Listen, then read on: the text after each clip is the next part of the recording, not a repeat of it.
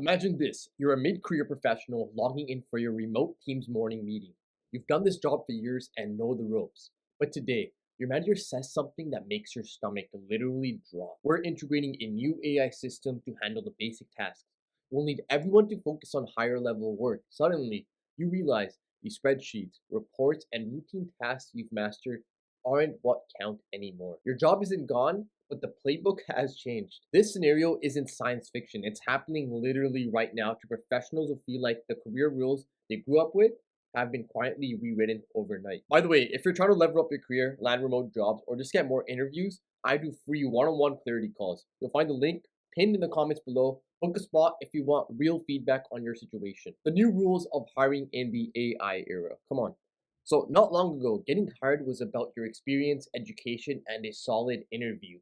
Those things still matter, but AI has added new rules to the game. One big shift, employers are now hunting for AI savvy candidates. In fact, a recent Microsoft LinkedIn study found two-thirds of business leaders who wouldn't hire someone who lacks AI skills. So this is now the new norm. Even the past interview I've done for remote work, I was basically explaining what my experience was, how great I am for this role. They liked me for who I was. But the second I mentioned AI, that I know how to work with it, they hired me on the spot. It's something about saying or knowing AI that really makes you want it over the next person in line. So nearly 75% said they'd choose a less experienced candidate with AI skills over a more experienced one without it. Think about that for a second. 10 or 20 years in the field might not really trump someone who knows how to wield tools like ChatGPT, Copilot in their work. For remote job seekers, this is really critical. When you're up against a global pool of applicants, being fluent in the latest tech can be the deciding factor. So why this change, right? You gotta really understand why this change is being implemented. So companies have really seen how AI can boost productivity, so they really want to prioritize people who can work alongside AI. So think about it. If you're trying to do some tasks that could be automated, why would they want to hire someone that does this work manually when they could just speed up the process by over 50% by just doing it with AI? Over the past 8 years, hiring for AI related skills skyrocketed. So technical AI roles actually went up 23%. It's not just for coders that you guys probably think, right? AI literacy is becoming a core skill across marketing, design, writing, you name it. Job listings might not always say AI skills required outright, but employers are quietly scanning for signs that you won't be left behind by technology. So these companies are actually competing between AI with other companies. So whoever has the best AI team. And why do you think this is? Because the future is AI. This is it. So if your resume or interview answers show you've actually automated tasks or used AI in project, that's a green flag. On the flip side, if you ignore AI completely, you risk looking like you're stuck in the past. And this is what people don't want. So quick little tip for you guys. If you guys don't have anything related to AI in your resumes, I highly suggest you guys add something, maybe a project, or add OpenAI, ChatGPT, anything along those lines in your skills, or even in your job description, right? You can fake it a little bit, right? Add something that you've done or automated with AI at your previous job or something like that. So there's actually another rule change in hiring, the disappearance of many entry level roles. So you guys probably been on LinkedIn, on Indeed, on any of these type of remote job seeking companies. You're trying to find like entry level roles, especially for you guys who just graduated university out there, right? It's kind of tough to find one right now, right? They still exist, but you gotta really dig deep for these ones. So many of these are actually disappearing. Companies have started to skip hiring juniors for certain jobs and go straight to the more experienced people who can hit the ground running. Why? Because AI tools can handle the basic grunt work that's used to train newcomers. For example, an entry level analyst might have spent some days drafting reports or doing simple research tasks like that a ChatGPT 5 model can do in minutes. So some firms figure, why hire a newbie to do what an AI can do? Let's hire a mid to career level pro and save on training. The data actually backs this up. So between 2018 and 2025, the share of jobs requiring less than 3 years of experience plummeted in AI exposed fields like software development, data analysis. So that sounds like good news for experienced folks, more opportunities for you, right? But it comes with a catch. Experienced workers are feeling a squeeze too. Some companies, hyped by AI's potential, have even started laying off mid level employees prematurely, betting that AI will replace them soon. So, one report predicts that half of those AI driven layoffs will have to be reversed because the tech isn't actually fully ready. So, case in point, The fintech company Klarna tried replacing 700 customer service reps with AI, but quality dropped and customers revolted, forcing them to rehire humans. The lesson here: AI didn't actually outright kill those jobs. It just changed what the jobs entail and what companies expect from people in them. Employers learned the hard way that you can't just swap humans for AI without the consequences. Not many say they regret cutting staff without having the proven AI capabilities in place. So this is kind of common sense, right? It's like why are you firing humans and deploying AI bots when you're not even sure the technology is in place, right? For you as a job seeker or remote professional, the takeaway is be the candidate who brings something extra to the table that AI alone can't offer. So now you're probably thinking, what the heck can AI not do? It does probably everything I can do, right? Because that could mean your strategic insight, your creativity, leadership, or simply the savvy to use AI as a tool, right? Show that you're not just looking for another job.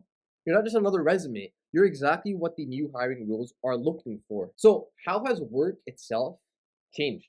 And how are you measured now? So, getting the job is one thing, keeping it and growing is another. AI is also changing what happens after you're hired, how work is done, and how your performance is evaluated. The old rule was do your tasks, hit your hours or sales targets, and say you're fine. The new rule: focus on outcomes and unique values, not just busy work. So, here's the reality: AI is taking over many routine tasks, generating reports, sorting data, drafting standard emails, especially in remote roles where everything is digital. So if you keep doing your job exactly how you did it 5 years ago, you might find that your output isn't as impressive as it used to be. Smart companies know this. In a recent Deloitte survey, 74% of organizations said they need better ways to measure performance beyond old metrics. So, like hours or keystrokes, why? Because if AI handles, let's say, 30% of your tasks, then counting how many tasks you completed or how long you worked makes less sense. What matters is what impact you made. Did you solve a tricky client problem? Did you improve a process? Did you use that AI tool to deliver a project twice as fast? Those are the things that stand out now. In practical terms, you might notice your boss cares less about how many emails you've answered and more about customer satisfaction or how often you proactively found insights in the AI generated report that others missed. One workplace article put it this way: success isn't about logging more hours or cranking it out with more widgets. It's about capturing the value that human AI collaboration delivers. In the AI era, a person who uses a chatbot to handle 15 routine tickets and then spends that same time building a new feature or strengthening a client relationship is far more valuable than someone who just manually handled 100 tickets. Because the truth be told, AI can do that now. So performance evaluations are starting to reflect this. Forward thinking managers are starting to look at the metrics like innovation, adaptability, collaboration, quality, and learning, not just the output volume.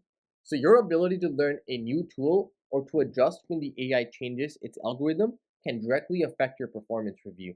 In fact, some companies are formally tracking AI readiness, or what Forrester calls AI quotient, AIQ, essentially how skilled and prepared employees are to work with AI. So as of 2026, only 16% of workers have a high AI readiness. 16%. So you guys are still early. Though that's expected to obviously grow.